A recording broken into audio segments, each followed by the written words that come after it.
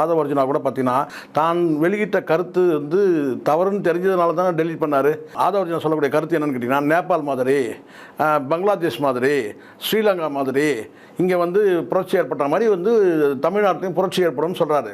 இது வந்து முழுக்க முழுக்க இளைஞர்களை வந்து உணர்ச்சி வேகத்தில் அவங்கள வந்து பார்த்தீங்கன்னா தவறான திசைக்கு தூண்டுறதோட விளைவு தான் இந்த மாதிரியான பேச்சுக்கள்லாம்.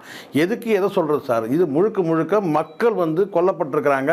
அந்த மக்கள் கொல்லப்பட்டது எப்படி கேட்டால் அது விபத்து தானா, அல்லது வந்து பார்த்தீங்கன்னா திட்டமிட்டே வந்து பார்த்தீங்கன்னா இவங்க காலதாமதம் பண்ணதுனால ஏற்பட்டதுனால விளைவா, இப்படிலாம் நம்ம பார்க்க வேண்டியது இருக்குது. இங்கே ஆளும் அரசு நீங்கள் குறை சொல்லணும், குற்றம் சொல்லணுன்றதுக்காகவே நான் சொல்கிறேன், நேரடியாகவே நான் என்னுடைய பார்வையில் எட்டின வரைக்கும் நான் சொல்கிறேன், இது முழுக்க முழுக்க இவங்க திட்டமிட்டு காலதாமதம் செய்தது தான் இந்த மரணத்துக்கு காரணம்னு சொல்லிட்டு நான் சொல்வேன். சரிங்களா? ஏன்னா இது வந்து அநேக மக்களான கருத்தும் தான் நானும் சொல்கிறேன். நான் வந்து வித்தியாசமாக புதுசாக கண்டுபிடிச்சி சொல்லவே இல்லை. இப்போ நீங்கள் இந்த இடத்துல வந்து ஆளும் அரசு நீங்கள் குறை சொல்லணும்னா அதுக்கு தகுதியே இல்லைன்னு சொல்கிறேன். ஏன்னா நீங்கள் யாருமே வந்து அங்கே பாதிக்கப்பட்ட மக்கள் பக்கம் நிற்கவே இல்லை.